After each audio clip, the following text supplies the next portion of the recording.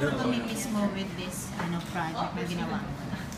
Siyempre yung mga co-actors ko, mamimiss ko yung lahat ng staff, director, and directors actually, yung second unit tsaka yung first unit, mamimiss ko yun.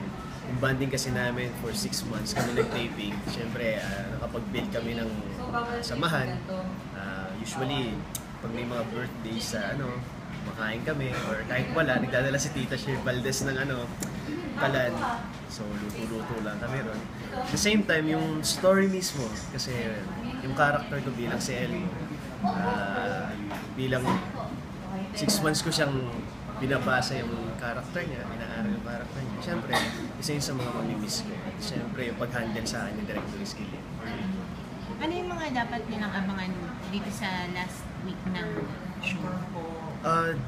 Ngayong last week, marami silang, kumbaga yung simula yung umpisa na sinubaybayan nila hanggang sa itong huli na to na ano ba mangyayari kay Angela, makikilala niya ba yung pamilya niya, ano ba mangyayari sa kontrabida, na since na-reveal na siya yung kontrabida, kasama siya sa family na siya pala yung kontrabida, di ba? At the same time, yung mga ma-action na magaganap ngayong linggo na to.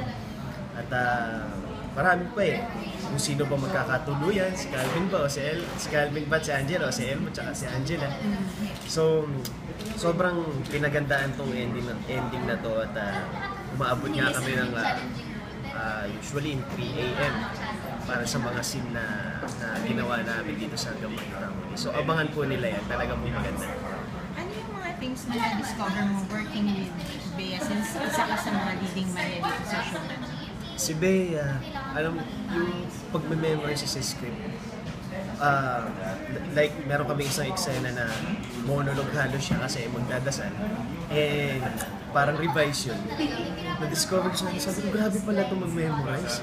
Binasa lang ito na, setup na, nakaupo na kami. Tapos binasa niya, wait lang po, wala pa kasi sa akin yung kala niya kasi i-BBO.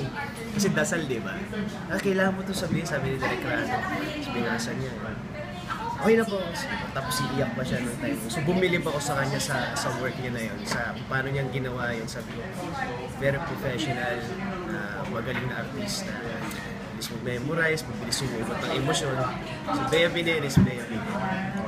Since you're gaining a lot of fans na lately din, paano mo show naman yung parang sa kanila, yung parang magpapasalamat ka sa kanila or your time with them?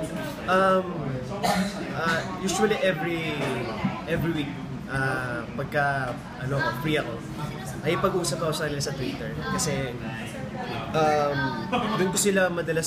doon nila madalas nakakausap kasi meron akong Ask Jack, parang ganun. Hashtag Ask Jack. So nagtatanong sila sa akin, at the same time sinasagot ko naman lahat ng questions nila. Tapos sa mga comments nila sa Instagram, minsan nagko-comment din ako. So ganun, sa ganung way.